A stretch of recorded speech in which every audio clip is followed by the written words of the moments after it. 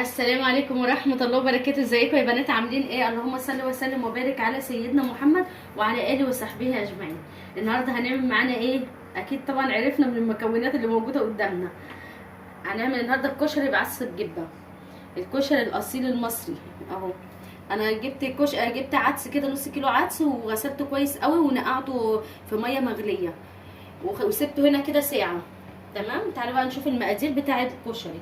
معايا هنا كوبايتين من الشعريه وكوبايتين من الرز، ومعايا كيس من المكرونه المقصوصه وكيس مكرونه من اللي هي الاسباجيتي، ومعايا هنا 3 بصلات وسط اللي هي قطعته كده جوليين او ترانشات جوانح، قطعته جوانح رفيعه، ومعايا هنا معلقه نشا على معلقه دقيق، معايا معلقتين كبار من الثوم المفروم، معايا طماطم معصوره او طماطم مسبكه زي ما انت عاوزه، اللي عندك هينفع، ومعايا هنا ملح. التوابل بقى بتاعت الكشري مش كتير، هو الملح والكمون والكزبره. تعالوا بقى نشوف اللي هنعمل ايه ونمشيها خطوه خطوه مع بعضينا. ومعايا طبعا زيت، والريس بتاعنا النهارده هو ايه؟ هو البصل. هنعمل ايه في البصل النهارده؟ البصل هنعمل بيه كل الحاجات دي، هنعمل بالزيت بتاعه كل حاجه الكشري. تعالي بقى انا واحده واحده هقول لك هنعمل ايه. اول حاجه تعالي نسلق المكرونه. معايا هنا ربع كيلو من الحمص، اديني بسلق فيه عشان بياخد وقت جامد. اديني سايباه يتسلق كويس قوي، اديني بيقعد من ساعه لساعه ونص على النار. انا سبته اهو بيستوي. اول حاجه نبتدي فيها اللي هو الحمص، نبتدي فيه ونسيبه على جنب كده يستوي مع نفسه. دلوقتي هنعمل ايه؟ هنسلق المكرونه. هنعمل ايه بقى في المكرونه؟ هنحط لها معلقه ملح واحده بس، هنحط لها معلقه ايه؟ معلقه ملح. وبعد كده المكرونه بس اهم حاجه المكرونه هيكون في ايه؟ مش نسلقها سلق كامل، هيبقى يا دوبك فيها عضه عشان تبقى مفلفله معانا.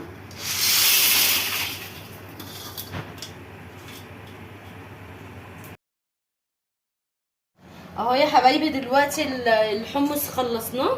هنحط له بقى ايه؟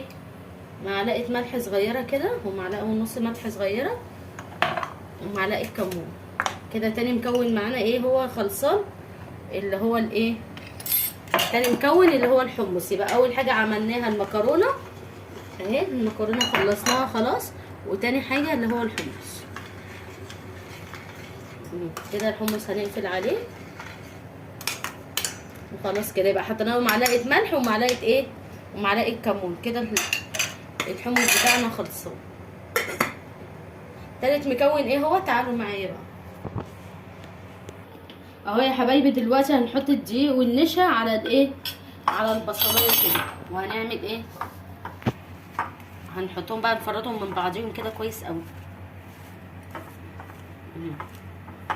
ده بقى البطل بتاعنا النهارده، هو ده الزيت بتاعه اللي هناخد منه، هنعمل بيه كل حاجه في الكشري النهارده. اهو هتدلجيه كده ببعضه وتفرطوه كده من بعضه عشان ايه؟ يتحمر كله زي بعضه. اهو نغسل ايدينا بقى وتعالي ايه؟ نحمره. طيب بقى نحط شويه زيت كده حلوين، نحط بقى شويه زيت حلوين كده اهو، عشان الزيت ده بقى اللي هنعمل بيه الكشري كله. وبنفس الوقت ايه؟ عاوزين نحمر البصلايه بتاعتنا تبقى مقرمشه، بس نستنى بقى لما الزيت يسخن خالص وننزل عليه البصل.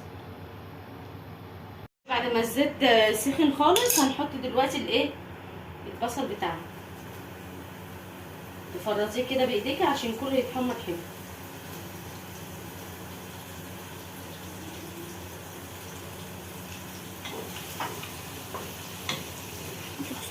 حمري بقى فيه كله زي بعضه عشان ما تطلعش واحده متحمره وواحده مش متحمره، يبقى كله تحمير واحد.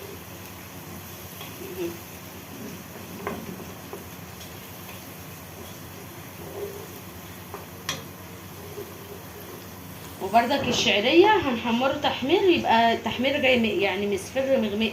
دلوقتي هوريكم بردك هنعمل ايه في الشعريه. خلاص هحمر كده البصل وارجع لكم تاني. اهو يا حبايبي دلوقتي هنحط من الزيت بتاع البصل اهو. احنا كده خدنا البصل منه وحطيناه في طبق، ناخد بقى منه حبه حلوين كده. ده اللي هنعمل بيه بقى الكشري. نحط بقى كده، ناخد منه حبه حلوين. بعد كده ننزل عليه الايه الشعريه. نقلب بقى الشعريه بتاعتنا حلوه قوي كده.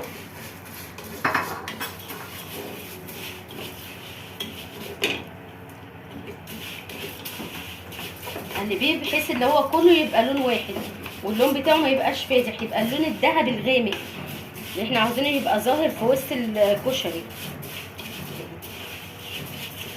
اهم حاجه في التشويحه بقى بتاعت الايه بتاعت الرز والشعريه والعدس وكده، عشان دولت هما دولت التشويحه دي اللي هيخلوه معاكي مفلفل. هنشوحه كده يا حبايبي. دلوقتي ايه عاوزين الشعريه نفس اللون ده كده، نفس التحميره دي. شفت التحميره دي مش زي مش ما بنعملش احنا كشري بتاع ده رز بالشعريه، لا احنا عاوزينه ايه مغمق شويه عن الشعريه العاديه اللي احنا بنعملها للرز. دلوقتي بقى هننزل معاها الايه، ننزل معاها الرز. هتقلبي بقى حلو بردك كده. دلوقتي بقى هقول لك كمان التسويه هنسويها ايه ازاي، يعني هنحط معيار الميه قد ايه وهنعمل لها ايه. حبايبي دلوقتي هنقعد نشوح فيه كده اهو حبه حلوين لحد ما تحسي ان هو بيشخشخ مع ايديكي، يعني بيعمل نغبشه كده اهو، بيتحمص تحميصه حلوه عشان يبقى مفلفل معاكي وكله يبقى ايه سوا واحد اهو يا حبايبي. دلوقتي خلاص حمصنا الشعريه مع الرز وحسينا بقى اللي هو كده ما فيهوش ميه خالص. هنعمل ايه، هننزل بالعدس، هننزل كده بالعدس بردك، هنديها تشويحه حلوه قوي بالعدس، كله كده يتشوح في بعضه.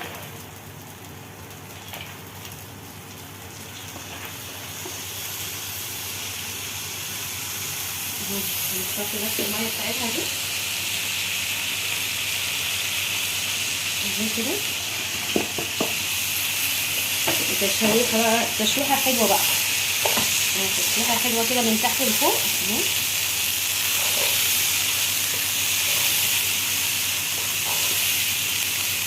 دلوقتي بردك هنعمل لها صلصه حلوه قوي بردك اهي. ما تزوديش الميه في الكشري عشان الكشري ما بيصدق الميه يزيد فيه تحس اللي هو ايه دخل في تعجينه. ما هو كده ايه تشويحته حلوه قوي كده. هنا بقى هنحط له ايه، هنحط له معلقه الملح، هنحط اهو كده معلقه الملح، معلقتين حلوين كده من الملح، يعني معلقه ملح كبيره. وتقلبي برضك تقليبه حلوه كده، تقليبه حلوه من تحت لفوق كده. المهم ايه تحسي ان كله دخل في بعضه وان كله اتشوح اهو كده اهو. تعالي بقى نحط كمان ايه، هنحط كمان كمون. يبقى انا حطينا معلقه ملح كبيره ومعلقه كمون صغيره، معلقه كمون، ونقلب برضه. بصوا بقى انا دلوقتي هحط واحده مرقه، دي اختياري، حبيتوا تحطوها تحطوها، مش حابين تحطوها عادي، بس دي مرقه خضار، يعني لو عايزين تحطوا واحده مرقه خضار عادي خالص اهي. بس الطعم الصراحه بيبقى تحفه وجميل. جربي بقى الموضوع بتاع المرقه ده هيختلف معاكي كتير. تشوحي بقى كل الحاجات دي ببعضها كده، وهتسقيها بميه ايه مغليه. ما تحطيش ميه بقى من الحنفيه عشان الميه اللي في الحنفيه دي هتخليها لك تعجن، عقبال ما يجي يستوي هتكون عجن اهو كده اهو. شوحناه ببعضه كويس قوي اهو. روح عامله ايه بقى، روح حاطه ميه مغليه، تحس انك انت شايفه العدس والرز، يعني يا دوبك يغطي الايه العدس والرز عشان يطلع معاكي مفلفل.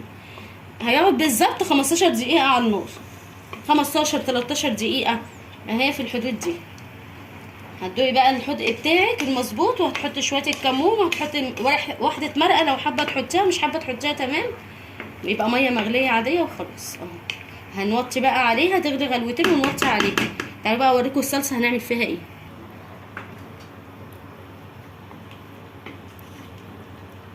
حبايبي بردك هناخد من البصل الزيت اللي احنا عملنا فيه البصلايه، ناخد حبه حلوين كده اهو. وبعد كده ناخد معلقه الثوم، معلقه ثوم حلوه كده. هنشوح بقى معلقه الثوم دي بالزيت اللي هو احنا عملنا فيه البصلايه. عشان كده بقول لكم الزيت يزيد شويه، عشان هو ده اللي هيبقى البطل معانا النهارده، اللي احنا هنعمل بيه كل حاجه. هنعمل بيه الكشري، وعملنا بيه هنعمل بيه دلوقتي بردك المكرونه، ودلوقتي هنعمل الصلصه. هنشوح بقى التوميه كده مع الزيت، وهنحط ايه،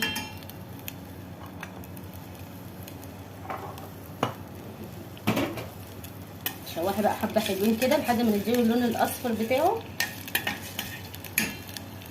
انا بحب ريحه التوم قوي وهي بتتشوح، معرفش مين زيي بقى.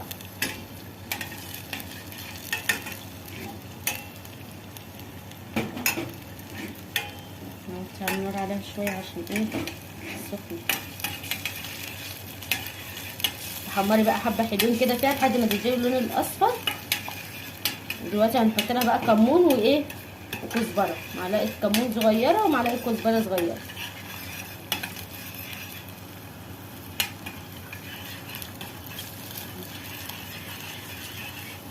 اهو يا حبايبي. دلوقتي هنحط لها ايه، معلقه كمون كده، وهنحط لها معلقه كمان كزبره. يبقى حطينا معلقه كمون ومعلقه كزبره، وهنشوحها بقى مع بعضيها كده اهو. نشوحها بس كده. الله على الريحه كده. احنا بقى باين اللي احنا عملنا كده كشري، البيت ده فيه كشري. نشوحها بس شويه كده مع بعضيهم. تعالى بقى نحط الصلصه.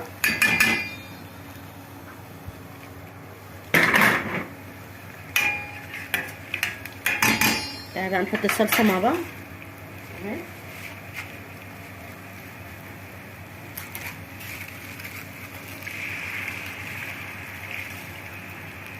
عندك بقى قوده فريش حط، عندك صلصه مسبكه زي ما انا كده حطي، عندك صلصه علب بردك حط، عادي بردك اي حاجه تنفع اهو. هنبدا بقى مع بعض كده اهو. نحط بقى هنا ايه بس، نحط الملح انا بقى ومعلقه. تعالي بقى نعمل ايه.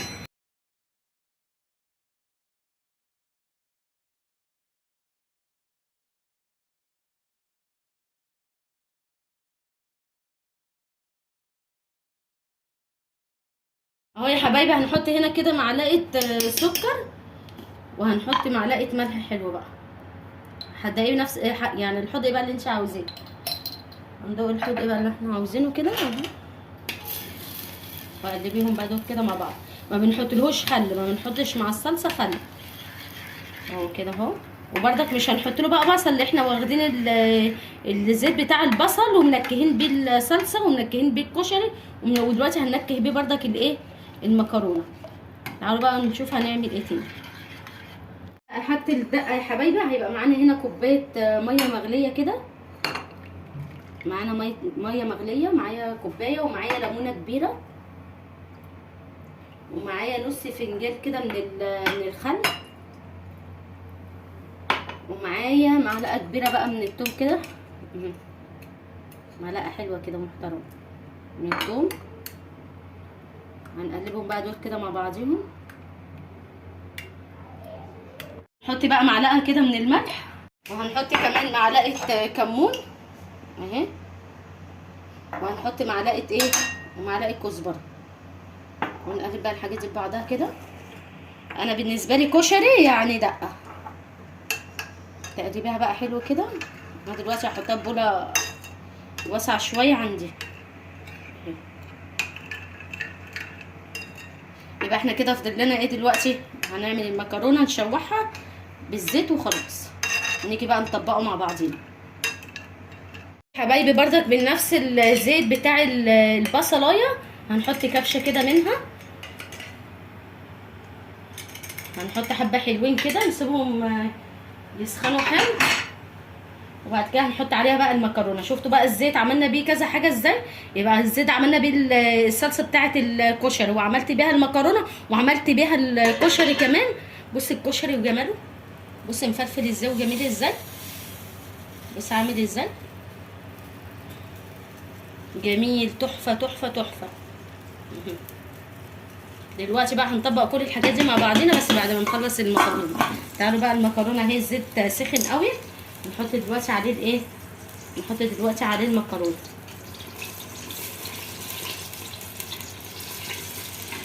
نحركه كده من بعضيه.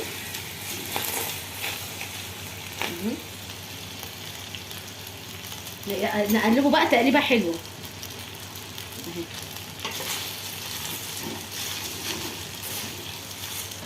اهو يا حبايبي. كده هنقلبه مع الزيت كويس قوي. بص بيفلفل بقى ويبقى جميل ازاي، يبقى الواحده كده بوحدتها. حبه الزيت اللي احنا حاطينهم بيدوها لمعه وبيخليها تفلفل. تعالوا بقى نطبق المواضيع دي مع بعضينا. يبقى احنا كده خلصنا كله اهو. تعالوا نطبقه بقى مع بعض اهو يا حبايبي. دلوقتي خلصنا اهو المكرونه بتاعتنا وشوحناها بالزيت بتاع البصلايه، وعملنا بردك هنا اهو الكشري بتاعنا المفلفل الجميل اهو، والله تحفه، حاجه كده روعه وقمر قمر قمر. وهنا بقى الصلصه بتاعتنا اهي بردك جميله جميله جميله. بص السمك بتاعها عامل ازاي، زي بتاعت الشارع بالظبط اهي. وبردك عندك دي الحمص بردك عاملاه بطريقه حلوه قوي بردك اهو. والبصل المقرمش بتاعنا اهو. بص بقى النغبشه بتاعت البصليه، بص قد ايه هو يعني مقرمش. بص قد ايه هو مقرمش. وعملنا الدقه بتاعتنا. طبعا عشان انا ما عنديش حد بيحب الشطه انا مش هعمل شطه. هو بقى حلو كده اهو. كل ده حاجه الكشري. يبقى عندك المكرونه وعندك الكشري وعندك الصلصه وعندنا الحمص اهو وعندنا الدقه وعندنا الايه البصلايه. تعالوا بقى ايه نطبق المواضيع دي مع بعضينا يا حبايبي. انا بحب اغرف الاول المكرونه من تحت كده اهو. نغرف المكرونه بتاعتنا دي المفلفله القمر دي. الزيت اللي احنا بقى حطيناه فيها هو اللي مخليه يفلفل كده لحد اخر واحده. هتحطي بقى حبه حلوين كده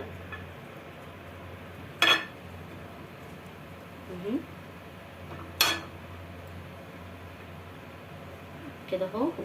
حطي بقى عليه الرز كده من فوقيه، الرز بالعدس بقى بالشعريه، حاجه كده روعه روعه روعه. بصي مفلفل قد ايه. ما كترلهوش الميه عشان ما يعجنش منك. ظبطي ايدك في ميته كده اهو. انا بحب احط المكرونه من تحت، في ناس بقى بتحب تحط المكرونه من فوق، دي امزجه اهي كده اهوت اهي كده. احلى طبق كشري هتاكليه، ولا بقى تقولي بتاع محلات ولا حاجه. حاجه بقى نضيفه كده معموله في البيت وحاجه روعه روعه روعه. وهنا الصلصه بتاعتنا بردك اهي. حطي معلقه الصلصه نطويها كده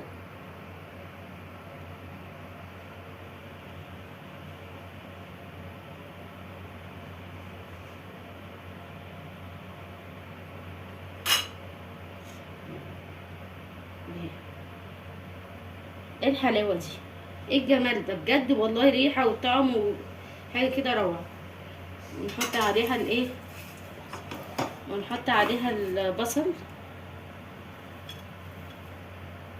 انا عاوزه اقولك البصل مقرمش حاجه كده روعه اهي. نحط زي ما يدور كده. زوقي بقى انت وراحتك اهو.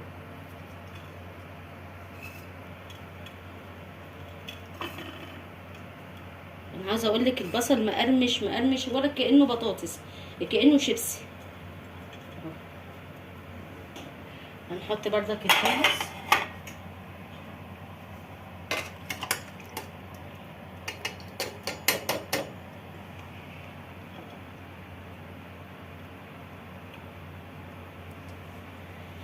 احلى طبق كشري اهو.